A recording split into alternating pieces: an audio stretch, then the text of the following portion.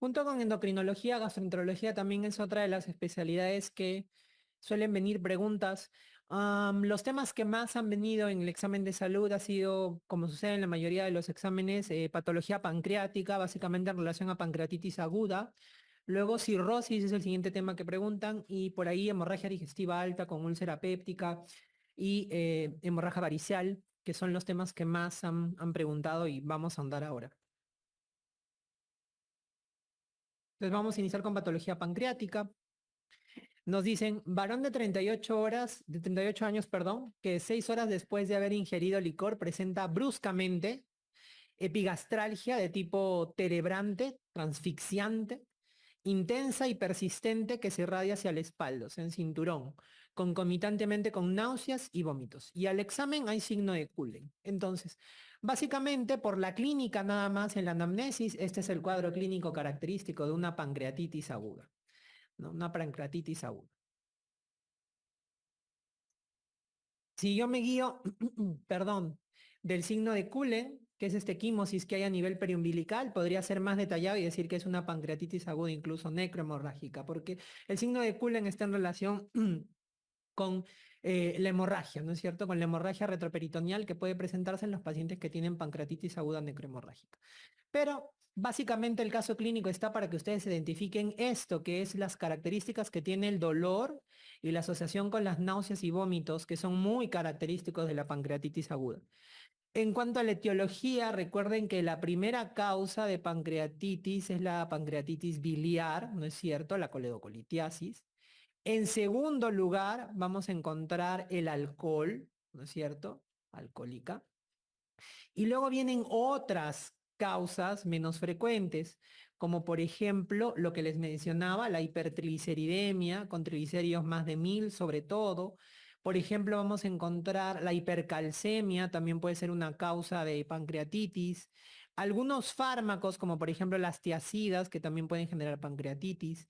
El trauma, que es muy importante marcar aquí el trauma, porque el trauma es la causa más frecuente en niños, en niños. Entonces, hay que tener eso en consideración y también algunas infecciones, sobre todo virales, como por ejemplo la parotiditis, ¿no? Ok, muy bien.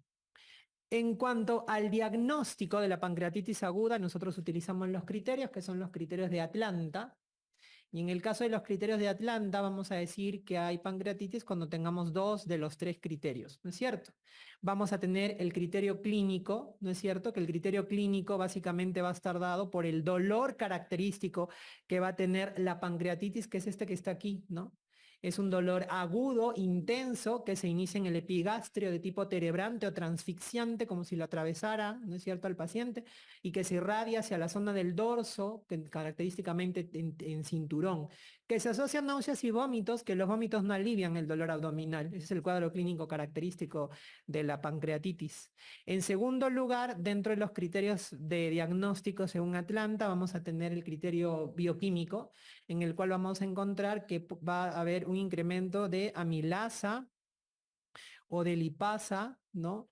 Por encima de 3 veces el valor del límite superior de la normalidad, ¿no es cierto? Vamos a encontrar usualmente la amilasa suele ser el tope, el valor, el límite superior normal 100, en el caso de la lipasa 50, entonces 3 veces ese punto de corte que les he dicho yo haría el diagnóstico de pancreatitis. Recuerden ustedes que la amilasa en este caso es la enzima que se va a elevar primero, pero es mucho más sensible la lipasa, ¿no es cierto? Es mucho más sensible la lipasa. Y el tercer criterio en este caso va a ser el criterio imagenológico, donde la imagen lo que va a mandar es realizar una tomografía con contraste, ¿no? Acuérdense que para poder evaluar de manera adecuada el páncreas se utiliza la tomografía con contraste. Sin embargo, si bien está dentro de los criterios de Atlanta, la tomografía no es el primer examen imagenológico de elección ante una pancreatitis, sino lo es la ecografía abdominal, ¿no? ¿Por qué? Porque vamos a ver luego que la tomografía se va a tomar en situaciones específicas. No es que a todos los pacientes le tomemos tomografía necesariamente. Por eso es que en la mayoría de nuestros pacientes que ingresan por emergencia, el diagnóstico se hace con los dos primeros, con el cuadro clínico y con el laboratorial. ¿no? En la mayor parte de los pacientes. Ok. ¿Cuándo y cómo determinar el pronóstico de los pacientes con pancreatitis? Es algo importante que cuando el paciente es diagnosticado de pancreatitis, al ingreso yo pueda determinar el pronóstico en este paciente. Y básicamente lo hago a través de ¿qué? A través de predictores de severidad. Entonces voy a utilizar, hay distintos predictores de severidad, como ustedes saben. Vamos a tener, por ejemplo, el BISAP, ¿no? Vamos a tener también el Apache, el tradicional Ramson, que ya no se utiliza, ¿no? El Baltasar o algunos marcadores inflamatorios o clínicos que me pueden determinar severidad. Esto lo que me va a decir a mí es qué tanto riesgo tiene el paciente de tener una complicación que eleve su mortalidad. Por eso es importante utilizar un predictor de severidad, cual sea el que utilicemos, pero debemos utilizar un predictor de severidad en este caso. ¿Cuándo y cómo determinar la falla de órgano? La falla de órgano va a ser importante para nosotros tener como punto de corte para hablar de severidad, que luego vamos a mencionar más adelante. Entonces, para determinar la falla de órgano, en este caso, ¿qué voy a utilizar yo? Voy a utilizar los criterios de Marshall, ¿no es cierto? ¿Al cuánto tiempo puedo hacer yo determinar falla de órgano? Bueno, básicamente puede ser a partir de las 12, 24 horas que yo podría determinar falla de órgano. Recuerden que el Marshall va a evaluar tres funciones: la función renal, la función respiratoria y la función cardiovascular. La función renal lo va a hacer a través de la medición del valor de la creatinina, la función respiratoria a través del PAFI, ¿no es cierto?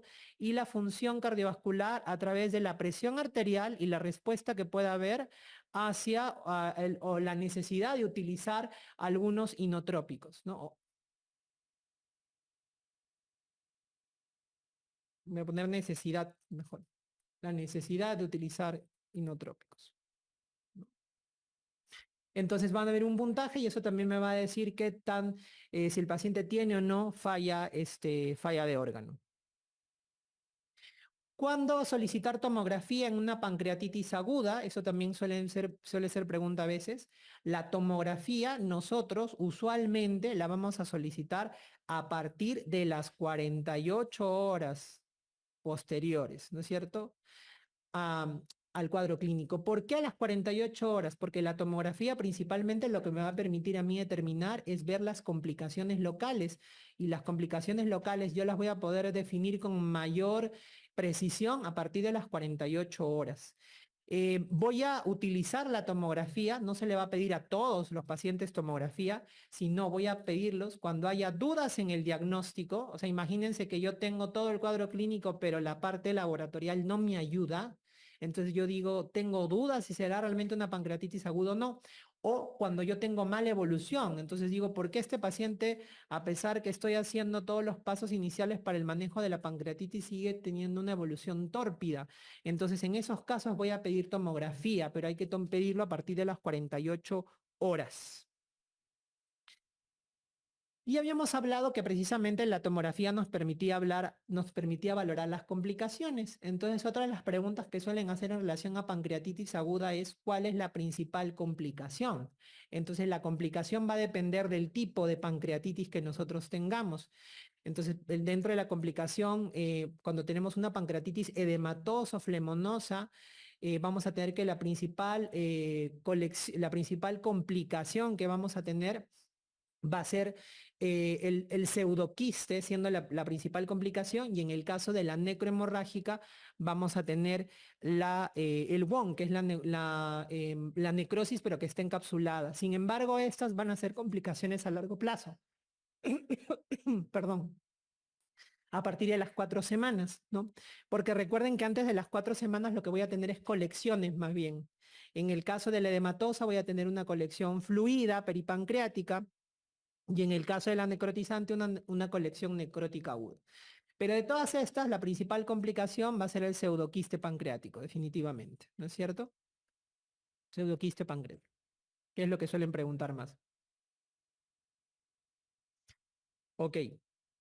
En cuanto a la severidad, también para la severidad tenemos criterios que nos va a dar Atlanta, y vamos a tener tres clasificaciones para la severidad. Vamos a tener leve, moderadamente severa y severa.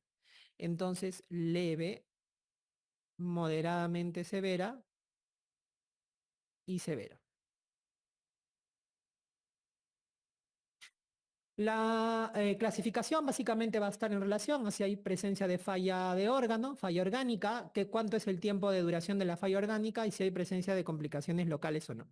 Entonces, en el caso de la pancreatitis leve, según Atlanta, lo que yo voy a tener es que no tiene falla orgánica y tampoco hay complicaciones locales. En el caso de la moderadamente severa, yo voy a tener una falla orgánica, pero que va a durar menos de 48 horas, o pueden haber complicaciones locales. Y en una severa, una falla orgánica que dura más de 48 horas, ¿no? Entonces, lo que marca mucho en este caso es saber si el paciente realmente tiene o no falla orgánica. Por eso es que es importante determinar o saber que con los criterios de Marshall yo puedo clasificar a mi paciente en relación a si hay presencia o no de falla orgánica, ¿no? En cuanto al tratamiento de la pancreatitis va a tener tres pilares en el tratamiento. El primer pilar en el tratamiento va a estar en relación con la hidratación que va a tener el paciente. Esto es muy importante. Y acuérdate que la hidratación, el líquido que se va a utilizar de elección van a ser los cristaloides. Eso quiere decir que puede ser suero fisiológico o lactato de Ringer. El segundo punto dentro del tratamiento de la pancreatitis aguda, que es lo que motivó la consulta del paciente también a la emergencia, es el manejo del dolor. Entonces, en el caso del dolor, si ustedes ven las guías, ¿qué te dicen las guías? Las guías te dicen, bueno, puedes utilizar de forma escalonada, primero AINES, luego vas a utilizar opiáceos más o medicamentos más que controlen el dolor y que no sean tan fuertes como por ejemplo el tramadol y luego ya vas a ir a opiáceos más fuertes como por ejemplo la morfina o la petidina, ¿no? Entonces, tradicionalmente en el dolor se ve en las guías que hay esta escala. Sin embargo, para términos de examen, usualmente el fármaco que consideran como de elección para el manejo del dolor en la pancreatitis aguda va a ser el tramadol. ¿Ya? Lo que van a encontrar más es tramadol. Sin embargo, también se pueden utilizar opiáceos más fuertes, como por ejemplo la morfina y la petidina. Antes se pensaba que la morfina no se debería utilizar porque generaba mayor constricción del esfínter de Oddi, sin embargo, ya se sabe que eso no es así, entonces sí se puede utilizar morfina en la práctica, ¿no? Y finalmente, el tercer pilar va a ser la dieta en estos pacientes. Entonces la pregunta es, ¿cuándo yo voy o qué va a pasar en este paciente en relación a la alimentación? Obviamente al inicio del cuadro clínico, el paciente al inicio va a estar en NPO. Eso ni qué decirlo por la gravedad del cuadro clínico.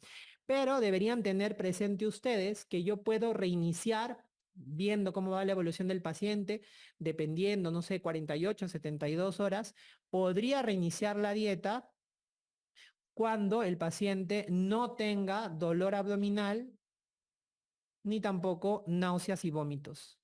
Entonces yo podría reiniciar de esta forma la alimentación de manera temprana también para evitar que haya desnutrición en este paciente.